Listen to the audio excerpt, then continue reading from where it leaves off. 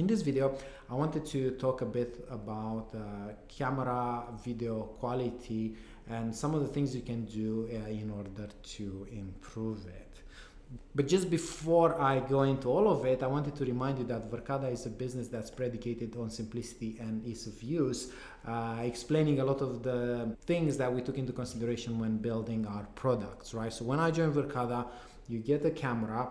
It does record in standard definition for the duration of your set retention period, and then on top of that, when there is motion, it will record in high definition. And this is what's explained in the video that I've done previously on adaptive quality recording. In order to keep up with the simplicity aspect, we decided as a business to use constant bit rate. So this means that at any given time, you know exactly what to expect when planning the bandwidth of a particular location. All you need to think about is the streams that are leaving the site and add all of them up. The only drawback of using constant bitrate is that if you have loads of motion in the scene or the scene itself is quite busy, think about like a busy carpet or maybe even the wall behind me, that cap will actually limit the camera's capability to express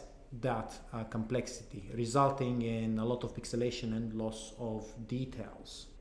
And what happens behind it is this process of quantization or compression, in which we take each pixel and assign it a value. That value can be taken over a range that can be smaller or bigger, and that range in itself will dictate not only the clarity of the image, the more values, thus the better the image, but it will also negatively impact not only the storage, but also the bitrate in itself. The bigger the pool of values a pixel can take, the clearer the image, but more bandwidth is needed to transmit it. Ever since then, we've done a couple of improvements to this. First of all, by releasing the H.265 codec.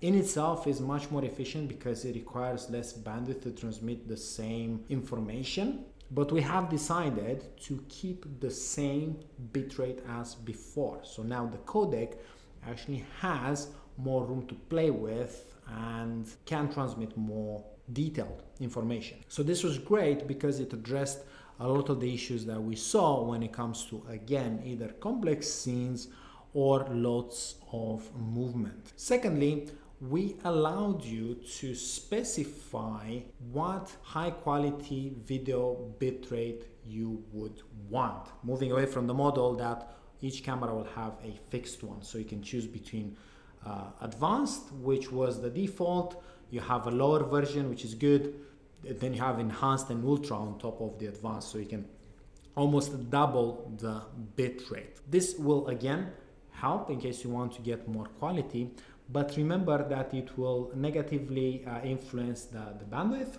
So if you put all your cameras on ultra, then all of a sudden you need to provision twice more bandwidth for that entire site, but also the number of high definition footage that's stored on the camera itself. Nothing new so far, but the reason that I wanted to make this video, on top of just doing a recap, is that as you're logging into a command, so this is slowly being rolled out, you'll see a different wording when it comes to enhanced. So as per the screenshot here, you'll see good, advanced, and ultra with a clear indication on the amount of bandwidth you need. But then with enhanced, you'll see up to a certain amount. So what does this actually mean? Well, it means that we are now incorporating a variable bitrate. So as opposed to constant bitrate that will keep, again, the bandwidth needed on a constant level, the variable bitrate will vary the transmission level depending on, again, the scene complexity. Because this variation can actually be quite significant, we have decided to cap it. So although the process in itself is variable bitrate, it is called a maximum bitrate because that variability has a cap. It will not go, in that example, above 3 meg. This is definitely a great tool to use to improve the quality of the image. And a few things to note before I close this recording is that one, all the cameras will default to enhanced mode from now. Secondly, if you're using low bandwidth mode, you cannot actually use enhanced, it will go to good. And thirdly, although this is available across most of our camera lines, it is not unfortunately available on the first generation D series. As always, if you have more questions, please put them in the comments and I will come back to you as soon as I can.